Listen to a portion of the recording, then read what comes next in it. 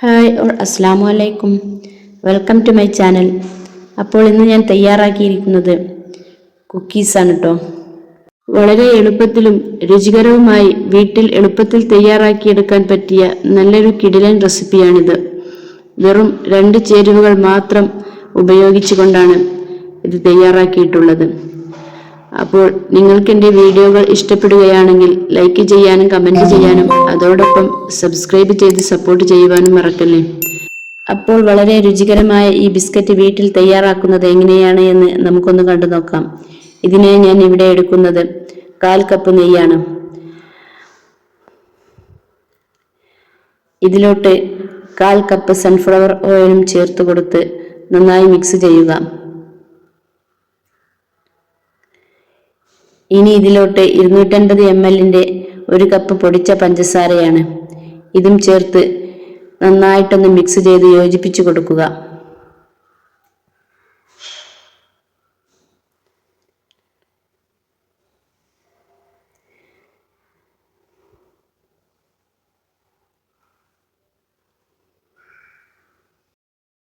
ഇപ്പോൾ ഇത് നല്ലതുപോലെ ഇളക്കി യോജിപ്പിച്ചു കൊടുത്തിട്ടുണ്ട്.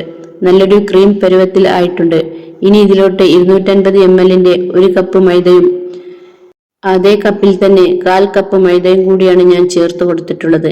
ഇപ്പോൾ ഇത് കറക്റ്റ് പരുവത്തിനായി എനിക്ക് കിട്ടിയിട്ടുണ്ട്. ഇപ്പോൾ ഇത് രണ്ടും നല്ല കറക്റ്റ് പരുവത്തിനാണ് ഞാൻ എടുത്തിട്ടുള്ളത്. ഇനി ഇതിലോട്ട് 1/4 ടീസ്പൂൺ ബേക്കിംഗ് പൗഡർ, ബേക്കിംഗ് സോഡയല്ല ബേക്കിംഗ് പൗഡറാണ് ചേർത്ത് കൊടുക്കുന്നത്. ബിസ്ക്കറ്റ് തയ്യാറാക്കുവാനെല്ലാം നമ്മൾ ബേക്കിംഗ് പൗഡറാണ് ചേർത്ത് കൊടുക്കേണ്ടത്. 1/4 ടീസ്പൂൺ ഉപ്പും ചേർത്ത് നന്നായി ഒന്ന് ഇളക്കി യോജിപ്പിച്ചതിന് ശേഷം നല്ലതുപോലെ കൈകൊണ്ട് കുഴച്ചെടുക്കുക. ഇനി ഇത് ഒരുപാട് അങ്ങ് ലൂസായിട്ടുണ്ടെങ്കിൽ അതിലോട്ട് അല്പം മൈദ ചേർത്ത് അഡ്ജസ്റ്റ് ചെയ്ത് കൊടുക്കാം. അതല്ല ടൈറ്റാണ് എങ്കിൽ കുറച്ച് സൺഫ്ലവർ ഓയിലും ചേർത്ത് നല്ലതുപോലെ ആ കറക്റ്റ് പരുവത്തിന് കുഴച്ചെടുക്കണം. ഇപ്പോൾ ഞാൻ നല്ലതുപോലെ കുഴച്ചെടുത്തിട്ടുണ്ട്. ഇതുപോലെയാണ് കറക്റ്റ് പരുവത്തിന് കിട്ടണം. ഇനി ഞാൻ 2 രീതിയിലാണ് ഇത് ഉണ്ടാക്കിയെടുക്കുന്നത്. ഒന്നിൽ കുറച്ച് കളർ ആഡ് ചെയ്യുന്നുണ്ട്, മറ്റൊന്ന് കളർ ആഡ് ചെയ്യാത്തതുമാണ്. കളർ ചേർക്കുന്നത് വളരെ കുറച്ച് മാത്രമേ ചേർക്കാൻ പാടുള്ളൂ.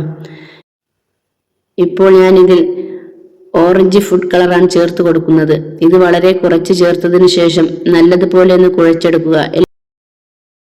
കളർ ഒരുപാടങ്ങ് ചേർത്ത് കൊടുക്കരുത്, അപ്പോൾ ബിസ്ക്കറ്റിന്റെ കളർ തന്നെ അങ്ങ് മാറും. ഒരു നുള്ളു മാത്രം ചേർത്ത് കൊടുത്ത് എല്ലായിടത്തും എത്തുന്ന രീതിയിൽ നല്ലതുപോലെ കുഴച്ച് ഇപ്പോൾ ഞാൻ രണ്ടും നല്ലതുപോലെ കുഴച്ചെടുത്തിട്ടുണ്ട്. ഒന്നിൽ കളർ ചേർത്തതും ഒന്ന് കളർ ചേർക്കാത്തതുമാണ്.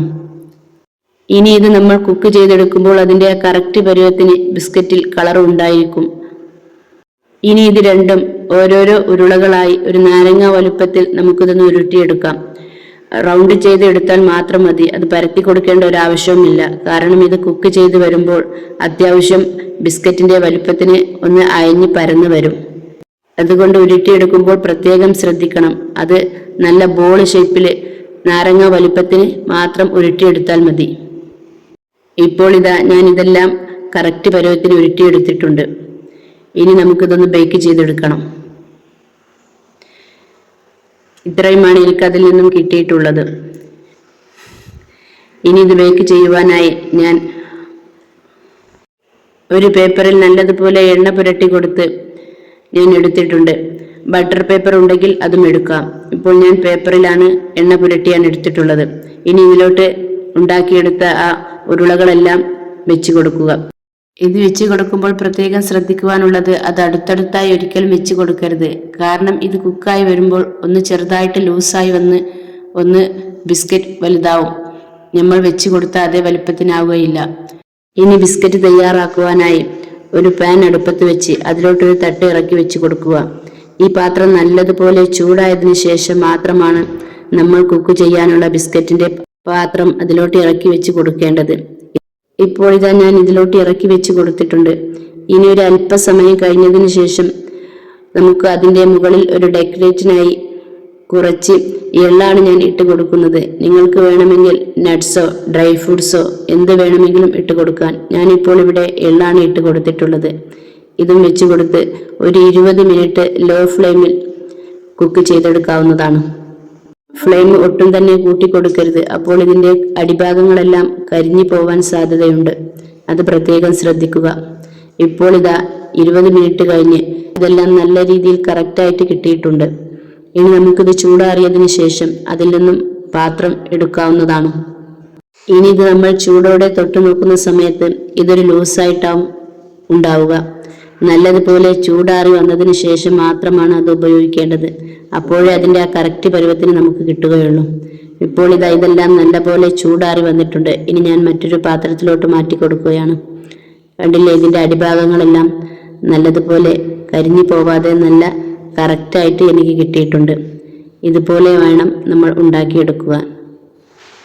കടകളിൽ നിന്നും വാങ്ങുന്നതിനേക്കാളും വളരെ രുചികരമായി നമുക്ക് വീട്ടിൽ വളരെ സിമ്പിളായി തയ്യാറാക്കിയെടുക്കാൻ പറ്റിയ നല്ലൊരു കിടിലൻ റെസിപ്പിയാണിത്.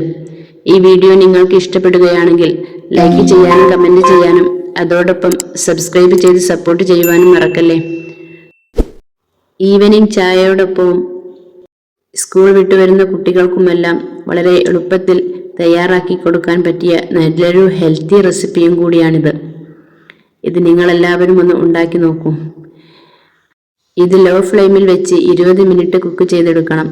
ഫ്ലെയിം ഒരിക്കലും കൂട്ടി കൊടുക്കരുത്. അപ്പോൾ ഇതിൻ്റെ അടിഭാഗമെല്ലാം അങ്ങ് കളർ മാറിപ്പോകും. അത് നിങ്ങൾ പ്രത്യേകം ശ്രദ്ധിക്കുക. അപ്പോൾ എൻ്റെ വീഡിയോകൾ നിങ്ങൾക്ക് ഇഷ്ടപ്പെടുകയാണെങ്കിൽ തീർച്ചയായും ഒന്ന് സബ്സ്ക്രൈബ് ചെയ്ത് സപ്പോർട്ട് ചെയ്യണേ. പുതിയൊരു വീഡിയോയുമായി നമുക്ക് പിന്നീട്